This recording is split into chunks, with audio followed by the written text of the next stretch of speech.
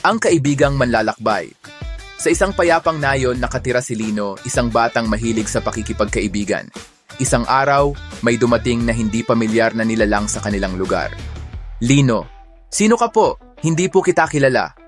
Manlalakbay. Ako si Kiko, isang manlalakbay mula sa kabundukan ng Hilaga. Ako'y naghahanap ng bagong kaibigan. Namangha si Lino sa kakaibang kasuotan ni Kiko, may balabal itong kulay luntian at may daladalang bag na puno ng mapa, kahon at aklat. Lino, gusto mo bang sumama sa akin? Ipapakilala kita sa iba kong kaibigan? Kiko, talaga? Ikaw ang unang batang nakausap ko mula sa nayon. Salamat, Lino. Ipinakilala ni Lino si Kiko kina Ana, Thomas at B-Boy. Sa simula, medyo nahihiya si Kiko, ngunit kalaunan ay naging palakaibigan siya. Ana, anong ginagawa mo sa iyong mga paglalakbay, Kiko? Kiko, ako'y nangangalap ng mga kwento, larawan, at alaala mula sa iba't ibang lugar.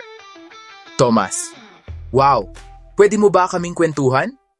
Kiko, syempre, sa isang bayan sa timog, nakakita ako ng mga ibong makukulay na sumasayaw sa ibabaw ng lawa habang sumisikat ang araw. Habang nagkukuwento si Kiko, ang mga bata ay nakikinig na parang nasa mismong lugar sila.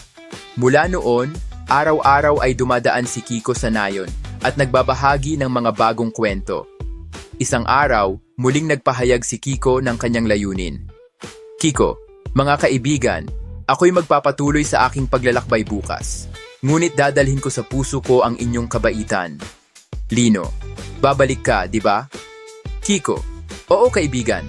Sa tuwing makakakita ako ng bagong kwento, babalik ako upang ibahagi ito sa inyo.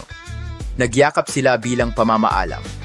Umalis si Kiko sa silangan, dala ang mga bagong alaala kasama ang kanyang mga kaibigan. Aral. Ang tunay na kaibigan ay hindi lang basta nakikilala, kundi pinapahalagahan at pinapakinggan. Sa bawat pakikipagkaibigan, may bagong kwento at karanasang nabubuo. Kiko, syempre, sa isang bayan sa timog nakakita ako ng mga ibong makukulay na sumasayaw sa ibabaw ng lawa habang sumisikat ang araw-araw. Para updated ka sa mga istorya na aming ilalabas, huwag kalimutan ng subscribe. Maraming salamat!